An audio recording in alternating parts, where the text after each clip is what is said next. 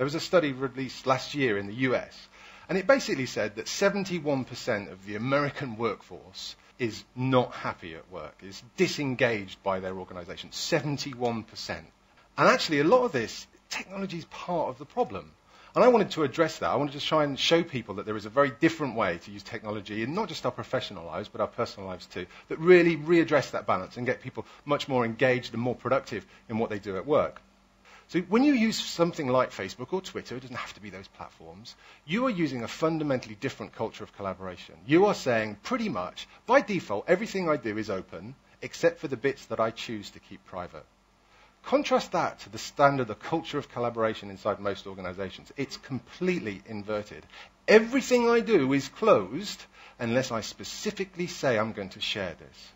The change in that is absolutely profound. When you have people who are used to that sharing experience, that rich, friction-free way of sharing information, collaborating with their friends and family, and they join organizations and they cannot share in that way, trouble starts to happen. It also makes us realize how some of the way we live our working lives today has sort of become outdated. It's become out of place for the kind of society that we live in. We're in a world now where productivity, the thing that we've been chasing for hundreds of years, is fast becoming the problem. We've entered a world of work where productivity has become the thing that we do every day. We've gone through this period of industrialization where we thought, actually, we need to standardize processes in order to make organizations more effective. If we break down the thing that we're trying to do into a series of processes, we standardize those processes, we will do more stuff, we will achieve more things. Email has just meant that all we do is we just generate that hamster wheel of communications. We spend our days answering messages, batting things forwards and backwards. We forgot that that's not everything about work. That's just a part of work. When was the time that you actually stop and think creatively? You start to think about how could we do things differently? How could I innovate the thing that I'm doing here? We don't do that because we're too busy being busy. So that's the sort of the technology piece, but it doesn't really stop there. In fact, the biggest challenge that we face is more about our office space than it is about the tools that we use within them. Work is really changing. Work is really something different to us today because of the way we live our lives, because of the world in which we live, than it was even just a few years ago. The other thing that's happening is the way that we change our office design. How many of you work in an open plan office? These are sort of insane sort of organizational sort of studies that show that we could be more collaborative with people if we take away all of the barriers. We remove all of the boundaries, people will talk to each other more. What do? I go to my office, I sit in my open plan desk, I email people 3 desks away. But worse still, there's this sort of really basic human dynamic that happens when you put people in these open plan offices, which at the time we thought would be the sort of height of collaborative thinking. Some really primal things start to happen to us. We start to feel really exposed. If you go back to your office and if you work in an open plan, just have a look at this when you go back. What you will see is in the middle of the floor, there will be a whole series of open plan desks. And everybody sat in the middle of the floor will be sat with their screens facing outward. So they're always vulnerable. Everything they do could be monitored at any one point in time. And this leads to a sense of anxiety, a sense of stress.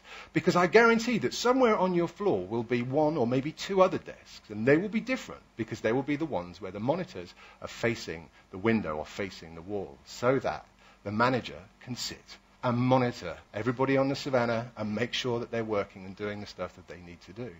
Now we know, even just from the animal world, that animals on the savannah live in this state of heightened stress because they're under supervision. They don't know at any moment the predator may strike. They may get distracted. They may get pushed away. And this in turn fundamentally changes people, the way people think, the way they create, the way they choose to do their work. But if you buy any of that, you start to then question, well, what is work? Work is no longer a destination.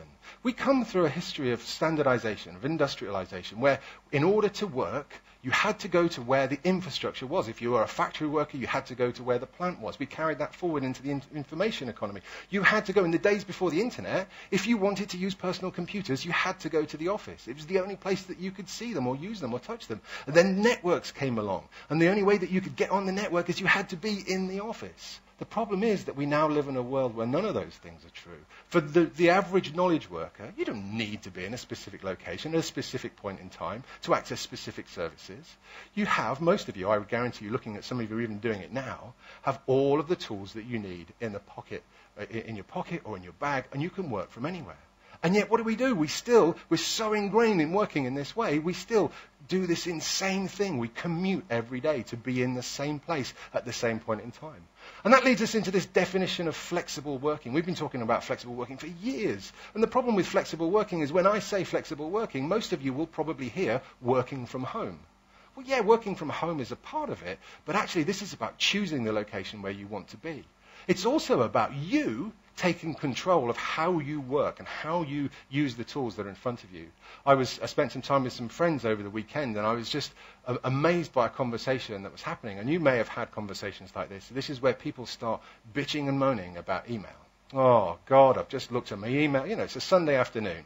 Oh, God, I've got all these bloody emails that I've gone, oh. The problem with you getting email on a Sunday is not the fact that you got the email on the Sunday, it's the fact that you chose to read it. And it may be that you do that because that's the kind of person you are. It may be because you work for an organization that makes you feel that you have to do it. Flexible working, at its heart, is about being mindful about the tasks that you have in front of you and the best place to accomplish those tasks. It could be sat at home. It could be in your office. It could be with your customers. It could be in one of these third spaces that are opening up. It could be in my community. Why do I come into London to buy a sandwich and a coffee from the sandwich shop in London when I could be going to a library in Banbury, bringing that retail there, reinvigorating that community there? Now, I've worked for organizations that have sent the bums on seats memo. I've worked with customers who have sent the bums on seats memo. I'm not going to lay any judgment on what's happening at Yahoo, but the bums on seats memo, whenever that gets sent, you know there are problems. And the problems probably relate to trust. It's nothing to do with people working from home. It's the fact that I don't trust what my people are doing. We found one of the really interesting things in the studies that we did is actually the biggest issue of trust about people from working outside the office is not between the employer and the employee. It's about the employees amongst themselves. I can't see Dave. He's probably not working. I wonder how his patio's coming on. In our studies, what we also showed is that people who weren't working in the office, they carry around this sense of guilt. I'm not in the office. They're going to be thinking I'm working on my patio. So they end up overcompensating. They end up sending more email, making more phone calls in an attempt to be more visible, destroying the advantages of working away from the office. Are these office spaces that we've created, are they really fit for purpose? Are we stuck in this endless cycle of productivity when actually we need to be creating some cognitive space for people to do the thinking and innovation that should be done? If we live in a world where actually the only way that people can have competitive advantage, if we live in a world where everything is pretty good, right? I mean, you can't really buy a bad car these days. I'm not going to create a better car unless I take some proper time out to think really differently about how I might innovate the products and services I make.